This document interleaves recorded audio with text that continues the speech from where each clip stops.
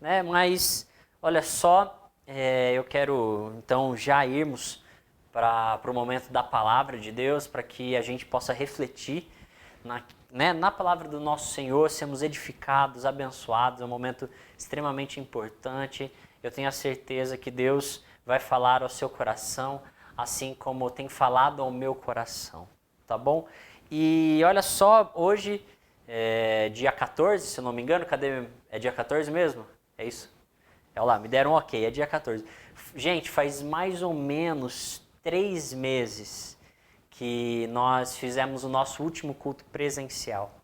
Então nós estamos já há 3 meses envolvidos em toda essa loucura que está a nossa vida. 3 meses. E olha só, essa semana passada, sábado passado, era para ter sido o meu casamento religioso. Olha só. Era para ter acontecido e segunda-feira eu estaria viajando, nem estaria aqui. Mas devido às circunstâncias que nós nos encontramos, os planos foram mudados. E talvez, quando a questão é mudança de planos, quando a gente é pego meio desprevenido com certas circunstâncias da nossa vida, isso pode gerar um tanto medo no coração, um medo do que o que vai vir a seguir. Eu lembro que eu e a Laura discutindo sobre o que nós iríamos fazer, se essa pandemia ia passar logo ou não, se a gente ia mudar de data ou não. As incertezas do amanhã, como aquilo era algo difícil, como aquilo mexia com a gente, mexia com o nosso interior. E a gente agora, quase 3 meses envolvido nessa loucura. Essa semana tivemos a reabertura, né, dos shoppings e de tantas outras coisas. Gente, e o número de casos acontecendo, como nós oramos aqui no começo, perdemos 2 vidas importantes. Como isso nos dá medo? Porque hoje nós estamos aqui, mas o amanhã a gente não tem certeza. A gente pode ser pego desprevenido. E eu queria continuar esse começo de pregação te fazendo uma pergunta. Você tem medo do amanhã?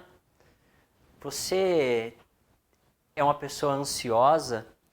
Você talvez esteja lutando com as incertezas do seu trabalho, as incertezas da sua família. Talvez você esteja aqui hoje, mas amanhã pode ser que você esteja exposto a esse vírus. Ou quem dera se essa pandemia viesse sozinha, não é mesmo? Se essa pandemia tivesse tirado todos os outros problemas e a gente tivesse que lidar só com ela, mas os problemas da nossa vida não param, não é mesmo? Talvez você me entenda bem. Talvez você entenda bem o que eu esteja falando. Você está com medo do que pode vir a acontecer no futuro? Esse novo normal, como eu preguei há um tempo atrás, será que isso te dá um certo medo, ansiedade do que vai vir? Eu estava conversando com a minha mãe esses dias e minha mãe olhou tudo isso que estava acontecendo e ela falou assim: Andrew, será que o que nós estamos vivendo hoje quer dizer que Jesus vai voltar daqui 1 ou 2 dias? Será que realmente esse é o final mesmo, que vai passar daí e vai acabar todas as coisas? E talvez você viu tantas coisas assim acontecendo e o medo do final das coisas também te assusta, também te deixa apreensivo, porque você não sabe muito bem o que vai acontecer. Nós temos um medo muito grande do que vai acontecer, porque justamente a gente não controla isso. Mas estava então eu meditando em um livro muito interessante, para muitos que sabem, é o meu livro favorito, que é o livro de Apocalipse. E talvez seja um dos livros menos lidos da igreja, talvez muita gente tenha medo de ler Apocalipse, porque ele de fato tem uma literatura muito difícil de ser interpretada, mas ele também diz acontecimentos muito ruins que vão acontecer com as pessoas de todo o mundo. E então talvez as pessoas tenham um certo receio de ler, porque de fato vai trazer uma certa insegurança, um certo medo do que está para acontecer, e a gente não quer passar por momentos ruins, momentos difíceis. Mas a gente esquece que este livro é um livro maravilhoso e é um livro que ele serve para o agora.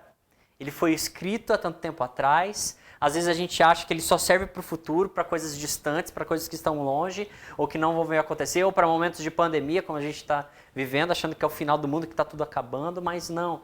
Apocalipse tem uma serventia para hoje, agora, para quando passar essa pandemia, ele vai ter serventia. Ele tinha serventia há 2000 anos atrás, quando ele foi escrito, e se a gente continuar vivendo aqui, sei lá, mais 1000 anos, ele vai continuar tendo serventia.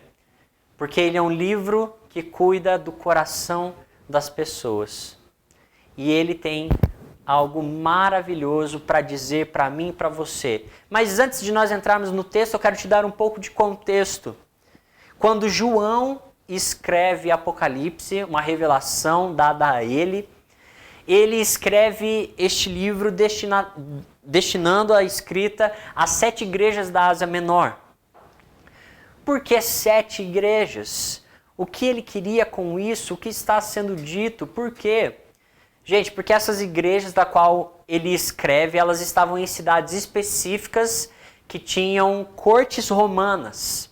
E naquela época o cristianismo era uma seita que não era a religião oficial do Estado, ela era desprezada pelos romanos, como era uma seita que havia surgindo, porque aquele pessoal eles eram considerados ateus, porque eles criam em um Deus, e a tradição romana eles criam em diversos deuses. Então na história do cristianismo nós fomos considerados ateus uma hora. E então eles eram desprezados pelos romanos, e os judeus que olhavam aquilo falavam, essa não é a religião certa, eles estão errados. Então eles eram desprezados pelos judeus. O que isso significa? Isso significa que eles tinham medo porque eles não sabiam o que ia acontecer amanhã. O que iria acontecer hoje, o que iria acontecer com o trabalho, o que iria acontecer com a família. Porque eles poderiam estar aqui, eles poderiam ir no mercado, comprar algumas coisas, e os oficiais romanos entrarem na casa deles e pegarem os filhos deles, porque eles eram cristãos. Eles poderiam estar conversando tranquilamente com o vizinho, e aquele vizinho ser um judeu e descobrir que ele era um cristão, e assim ordenar que ele fosse preso, porque o cristianismo era rejeitado pelos judeus. Foi aí, então, caso vocês não saibam, por curiosidade, que surge o símbolo do peixe. Talvez você tenha visto, às vezes você tem até no seu carro.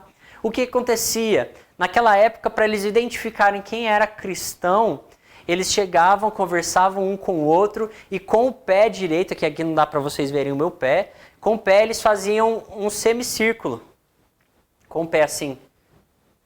E aí, no meio da conversa, se a outra pessoa visse aquilo e entendesse e completasse esse semicírculo, fazendo o formato, cruzando e fazendo o formato do peixinho, quer dizer que aquela outra pessoa também era um cristão.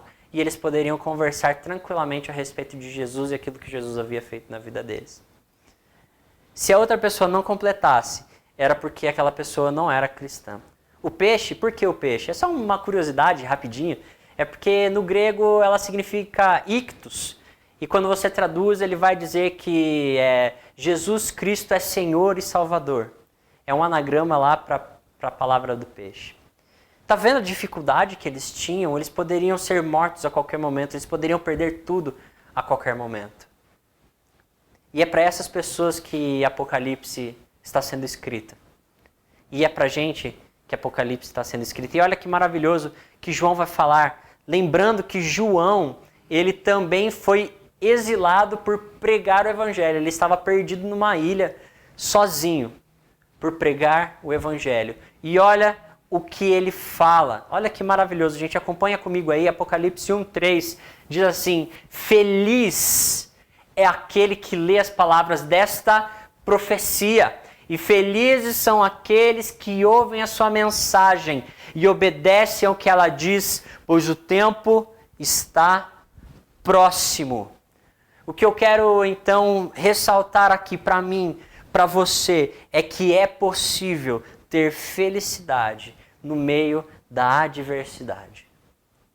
É possível encontrar alegria em meio às dores do mundo, em meio às dores que nós passamos, é possível encontrar alegria.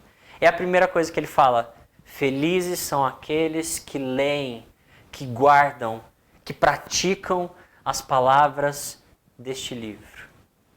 Eu e você somos convidados a ler, a obedecer, a guardar as palavras deste livro maravilhoso no meu e no seu coração. Porque é isso que a palavra de Deus vai nos afirmar. Sabe por que a gente pode ser feliz? A gente pode ser feliz e ele vai dar o motivo no final. Porque o tempo, a volta de Jesus está chegando. Os tempos estão acabando. Esse é um motivo grande de termos alegria. Gente, a gente sempre fala isso aqui, eu sempre falo, isso é maravilhoso. As coisas um dia vão acabar. As dores um dia vão passar. E o que vai restar nisso? Nós, com o nosso Senhor.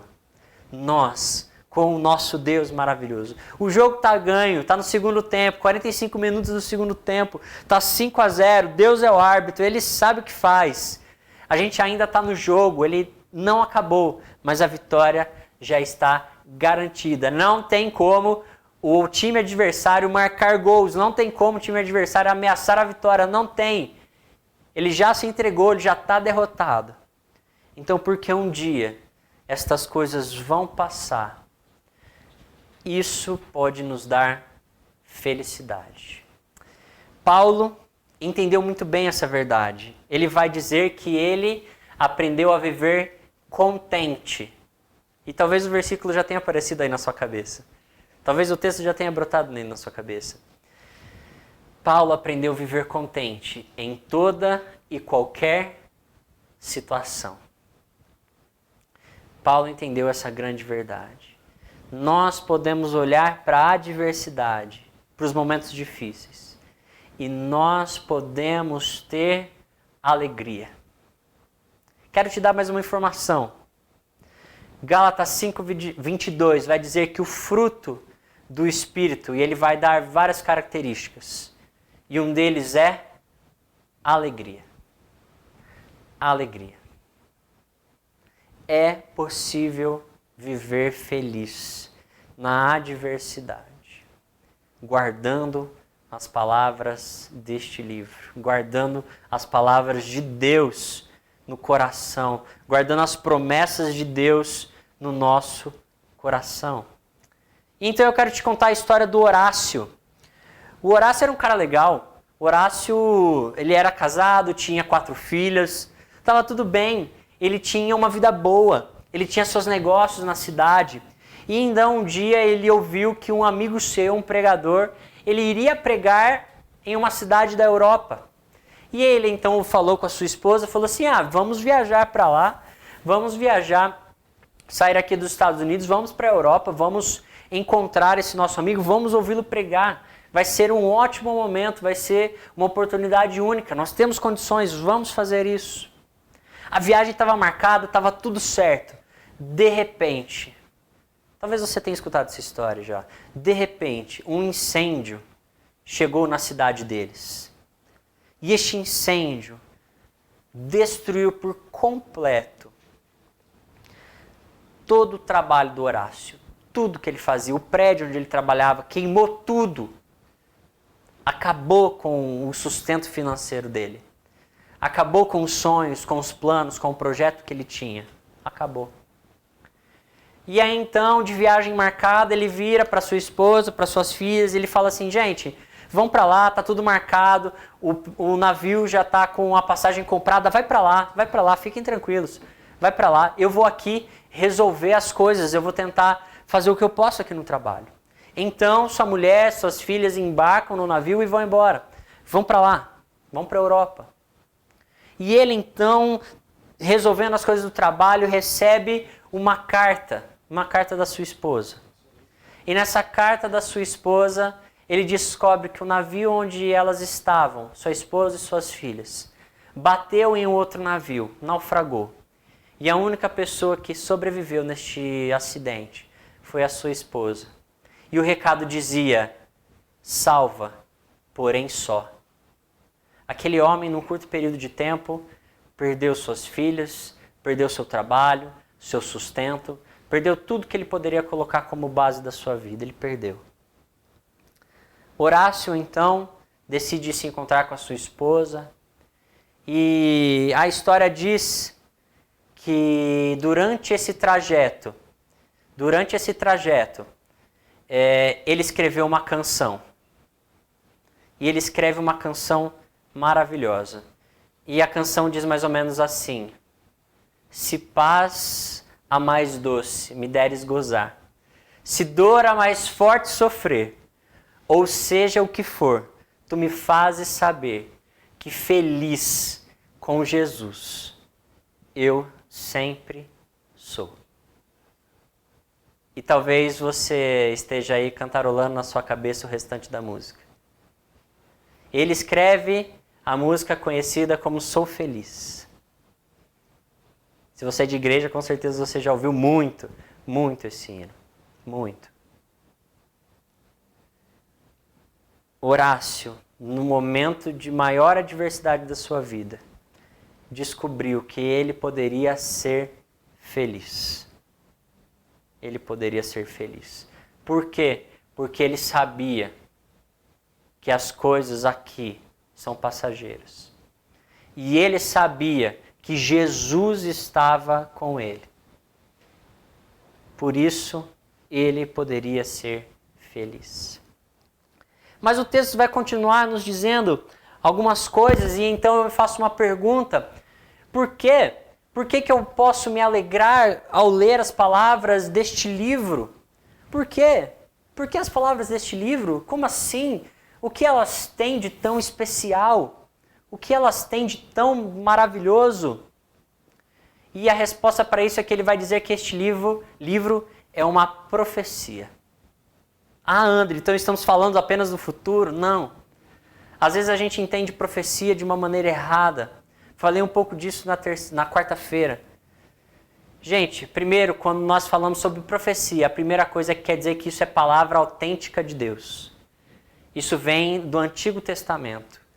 O profeta, que era o profeta verdadeiro, é aquele que tinha a profecia, ou seja, a palavra vinda do próprio Deus. O segundo, a segunda parte disso, é que a profecia sempre traz exortação para o povo. Ou seja, é sempre um chamado para as pessoas olharem para o seu relacionamento com Deus. E uma pequena parte disso vai dizer a respeito do futuro. Às vezes a gente só acha que profecia é a respeito de coisas do futuro. Não. Profecia é um chamado para mim, para você, para a igreja do Senhor olhar e analisar a sua vida com Deus. E então eu quero te fazer mais uma pergunta. E nessa pergunta eu quero que a gente reflita nisso. Porque essa aqui é uma das causas da felicidade do nosso primeiro ponto. Como está o seu relacionamento com Deus? Nesses 3 meses de pandemia, faz uma análise do seu coração. Faz uma análise da sua mente. Como está o seu relacionamento com Deus? Como está? E nesse breve período, pensando sobre isso, Apocalipse 2 e 3 vai ser escrito, não é? Como eu disse, às 7 igrejas. Jesus vai fazer um diagnóstico do relacionamento dessas igrejas com Ele. E eu gostaria que a gente investisse um tempo pensando sobre isso. Pode ser que você olhe e analise e veja que a sua fé, o seu relacionamento com Deus está como então 2 igrejas, a Esmirna e Filadélfia. Essas 2 igrejas, no capítulo 2 e 3, são igrejas que elas estão bem na sua fé. Jesus olha para elas e fala: olha, vocês têm lutado contra coisas erradas que têm aparecido no meio de vocês. Vocês têm mantido o relacionamento comigo, vocês têm me adorado. Eu sou o centro da vida do coração de vocês. E o que eu digo para você é: continue, se esforce, persevere, porque o prêmio que tem para vocês é um prêmio magnífico, vivendo comigo a eternidade. Persevere naquilo que você já está fazendo. Se aprofunde naquilo que você já está fazendo em relação com Deus. E esta é a mesma palavra que eu deixo para mim e para você. Se você, ao olhar para o seu relacionamento com Deus, entender que as coisas estão boas, que você está se esforçando, que você está lutando, persevere. Não desanime nas adversidades. Continue, porque eu sei que você está feliz na presença do Senhor. E o fruto do Senhor está sendo desenvolvido no seu coração. Mas talvez o nosso coração esteja mais parecido com as outras igrejas, com as outras 5 igrejas. E eu gostaria então de ver e vou separar agora em 2 blocos de 2 assuntos sobre a fé e o relacionamento de igrejas. Nessas 3 primeiras igrejas, na de Éfeso, de Sardes e a Laodiceia, olha o que Jesus fala quando ele faz o diagnóstico dessas igrejas, tá bom? Vamos ver. O 2 entre parênteses significa que é o capítulo 2, o 3 entre parênteses significa que é o capítulo 3. Olha o que Jesus fala para Éfeso. Ele fala: olha, contudo, eu tenho contra você uma queixa. Você abandonou o primeiro amor. O amor que você tinha no princípio. Olha o que ele fala para Sardes. Sei de tudo que você faz. Você tem fama de estar vivo, mas está morto. E olha o que ele fala para Laodiceia. Sei de tudo que você faz. Você não é nem frio nem quente. Desejaria que fosse um ou outro, mas porque é como água morna, nem quente nem fria, eu vomitarei da minha boca. Quando nós colocamos essas 3 igrejas, nós entendemos que essas 3 igrejas, elas estavam ali se reunindo. Aquelas pessoas se reuniam, aquelas pessoas faziam coisas para Jesus, mas Jesus já não era o centro do coração. Alguma coisa aconteceu em que houve essa frieza espiritual. Aquelas pessoas poderiam cantar louvores, poderiam tocar, poderiam parecer que estava tudo maravilhoso, mas na verdade elas estavam mortas, o amor havia esfriado e elas não estavam fazendo bem para ninguém fazendo aquilo. Era só fachada. O relacionamento de Deus com Deus dessas pessoas era fachada. Não tinha verdade naquilo ali. E isso é sério, o que Jesus está falando para os nossos corações é sério. Examine o seu coração. Será que você tem se relacionado a Deus só por fachada? Só para dizer que você vai à igreja? Só para você manter o ministério que você participa? Deixa eu te contar uma história. Um belo dia, eu sempre me vi tocando no louvor, desde que eu aprendi a tocar violão e guitarra. Mas um belo dia, eu percebi num domingo que eu simplesmente estava indo para tocar. Não porque Deus estava em primeiro lugar em tudo. Mas eu estava indo tocar simplesmente por bater cartão. Eu chegava, pá, beleza, cumpri minha vez. Eu estava indo lá só porque eu não queria deixar as pessoas na mão. Aquele amor havia sumido, sabe? Eu não estava vivo, eu não estava fazendo aquilo com alegria. Eu estava morto, eu só estava mantendo as coisas por aparência. Eu estava igual aqui a essas igrejas. Havia esfriado. Havia sumido aquele fervor, aquela alegria, aquela vontade de fazer as coisas para o Senhor. Havia sumido. E isso pode acontecer com o meu e com o seu coração. Essa vontade, esse amor pode sumir. Eu quero dar uma leve explicação, porque às vezes a gente associa, e por isso que eu deixei esse slide de Laodiceia, a frieza do coração com a frieza, com as águas frias de Laodiceia. Não é bem isso que o texto está querendo falar. O que ele fala é que haviam em cidades vizinhas da Laodiceia um lugar com água quente e um lugar com água fria. E essas duas águas, tanto quente quanto fria, elas serviam para momentos medicinais, para cura, para tratamento de pessoas. Só que elas vinham para a cidade de Laodiceia por dutos, e essas águas elas ficavam mornas, as quentes esfriavam, ficavam mornas, e a água fria esquentava. Só que quando a água chega morna, ela não serve para tratar ninguém, ela não serve para cuidar de ninguém, ela não serve nem para ser bebida. Ninguém poderia aproveitar nada daquela água. O que o texto está dizendo é que às vezes a gente está assim porque a gente já não está mais revelando Jesus para as pessoas. A gente já não está sendo instrumento de cura, instrumento de paz para a vida das pessoas. Causamos mais problemas do que soluções. E às vezes isso é uma verdade no cenário evangélico. Às vezes nós temos vergonha de ver pessoas evangélicas pelas atitudes que elas têm. E às vezes nós somos uma dessas pessoas que às vezes tomam atitudes erradas e denigrem a figura de Cristo. Pode acontecer. Um outro problema que pode acontecer com as outras igrejas. E essas outras igrejas, elas perdem Jesus do centro.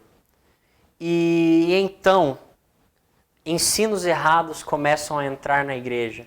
Ensinos errados começam a aparecer no coração das pessoas. Olha só o que ele vai dizer para a igreja de Pérgamo, de Tiatira. Contudo, eu tenho contra você algumas queixas. Você tolera em seu meio pessoas cujo ensino é semelhante ao ensino de Balaão. E para Tiatira, contudo, tenho contra você uma queixa. Você tem permitido que essa mulher, Jezabel, que se diz profetiza, faça meus servos se desviarem.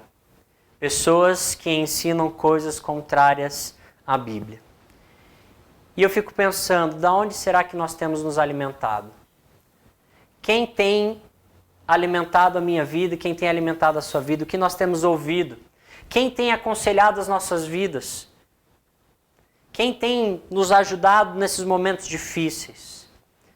Às vezes, se a gente não prestar atenção, pessoas com ideias erradas vão falar para nós. E elas vão falar coisas contrárias à Bíblia. E isso vai causar muito dano, muito prejuízo, muita dor, muita tristeza. Me lembro de uma história, o filho de Salomão, Roboão, ele, então, rei, em vez de ouvir os conselheiros sábios e ouvir o povo, ele decide ouvir alguns amigos que cresceram com ele. E o conselho daquelas pessoas foi terrível. E ele seguiu aquele conselho. E foi tão terrível que a nação de Israel se dividiu em norte e sul, por causa que aquele que ensinou o coração de Roboão ensinou coisas contrárias à palavra do Senhor. E isso pode acontecer comigo e com você. Quem tem ensinado seu coração? O que você tem ouvido? O que você tem guardado no seu coração? Talvez muitas dessas coisas sejam contrárias à palavra de Deus. E nós somos chamados a examinar, porque as nossas atitudes vão revelar isso. É tão feio, é tão triste ver pessoas de igreja fazendo acepção de pessoas, causando dor e tristeza para outros. Coisas que são totais e contrárias à palavra do nosso Senhor. E você sabe como se resolve isso? Eu vou te dizer como Jesus resolve isso. Para todas as 5, todas, a palavra é a mesma. Para mim e para você, isso se aplica. A palavra é arrependimento. Para todas ele diz, arrependam-se. O amor esfriou? Arrependa-se. Veja onde você caiu. Volte. Você tem deixado pessoas ensinarem coisas erradas, tem entrado em ensinamentos errados na sua vida.